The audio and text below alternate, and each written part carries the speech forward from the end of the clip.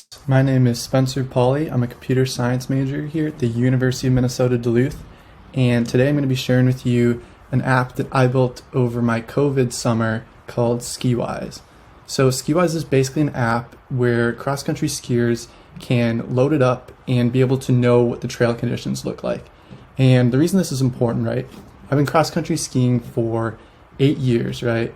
And one common thread of cross-country skiing is that if it's good weather and good conditions, it's a lot of fun.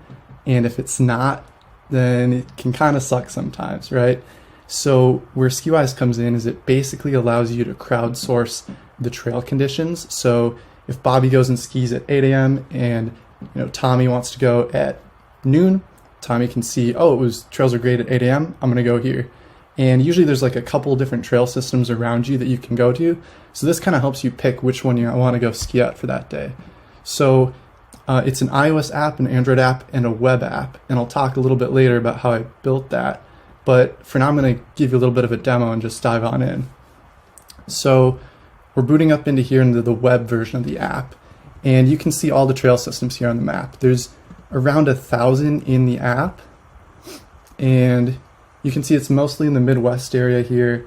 There's a little bit over in the New England area, and then a little bit over like Colorado, Montana, that sort of area. And the app right now has around 6,000 users, and it gets about, it's had about like 700 or 800 trail reports over the course of this winter. So I'm currently in Duluth right now, so I'll show you this area. And you can see on each trail marker how long ago a trail report was created. So we can go to one of my favorite trails. This is Snowflake here. And you can see a little pop-up. It shows the 62 next to this person icon. It shows that there's 62 people following that trail. And followers are able to get push notifications when someone posts a trail report. So like me personally, I find that super useful because if somebody just skied and just posted a trail report, I can know instantly like, oh, the conditions are great, I'm gonna go ski. And multiple times it's inspired me to just strap on my skis and get everything ready and just go cross-country skiing. So yeah, let's look at Snowflake here. And what you'll be able to find in this part of the page is just some basic info about the trail, description. There's more features to come like pass information and events and hopefully a trail map, which has been like a hot requested feature. But you can see here, it's got a trail administrator. So I've talked to various trail systems. I've talked to about 20 or 30 now.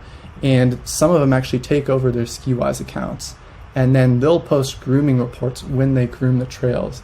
So not only is the snowfall and the current conditions going to be reported by skiers, but the grooming, the second a new trail is groomed, the groomer will post a little report. So you can see here on Snowflake, this is a grooming report, so it's posted by the owner of the trail. And they're saying, oh, Snowflake is closed today for a high school race. So super informative for anyone who wants to go ski at that trail. I'm sure they would have many people show up and be like, oh, can't ski today, crap. But now they have a great channel to spread this information. And you can see they post some pretty consistent grooming reports. And then mixed in here you have trail reports from actual skiers as well. And you can see people put text, and then you can put some chips on there that'll just describe like, oh, it was snowing or powdery today. And people also post images, and you can look at these, and some are really cool. Some just look really awesome and inspire me to get out there and ski. And I've heard this from other skiers too. They see the images and they go, wow, like I got to get out there today. So yeah, this is the main page of the app. Each trail has their own page like this. And then here, if you press the plus button, I can make a trail report now on Snowflake. And remember, it's a mobile app too. So you can go ahead and you can post the trail report directly from your phone, like right in the car, right after you ski. And a lot of people do that. So you can say like, oh, it's 5 stars, great ski today. You can upload pictures, and you can say like, oh, blah, blah, blah. And you can post your trail report, which I'm not actually going to post that one right now, but yeah, so that's the core of the app. And you can also search new trails. These are all the trails that I'm following, and I get alerts for these on my phone.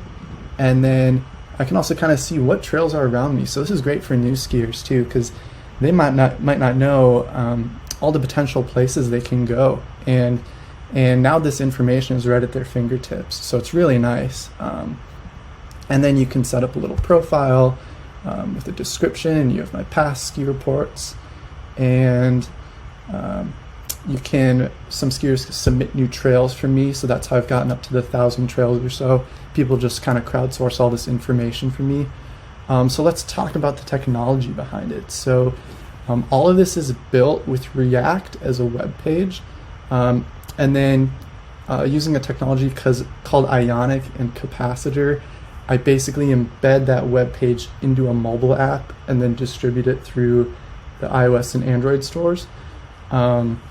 I found that to be like a little bit of a painful process, but it gives me a lot of benefits, right? Like I can send push notifications, which people really like. I can have like a rate and store pop up, which has been super useful for getting a lot of reviews on the App Store and Android store.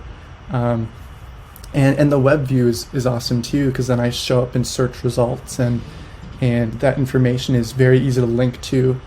So yeah, I've only had to build the app with one technology, with React and JavaScript, and then deploy it to 3 different places, which is pretty cool.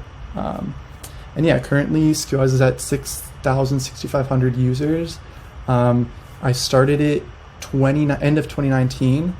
So it's about a year and 4 months in, but it's really only been able to grow during the winter months. So like there's maybe a 6-month period where I can actually grow it, and then a 6-month period where I develop it. But yeah, in the future, I hope to expand this. It's pretty popular in Duluth and Minneapolis, and I want to see it growing, getting a lot of trail ports in this area, and Wisconsin and Michigan. And yeah, thanks for listening to my presentation today, and hope you enjoyed the little demo.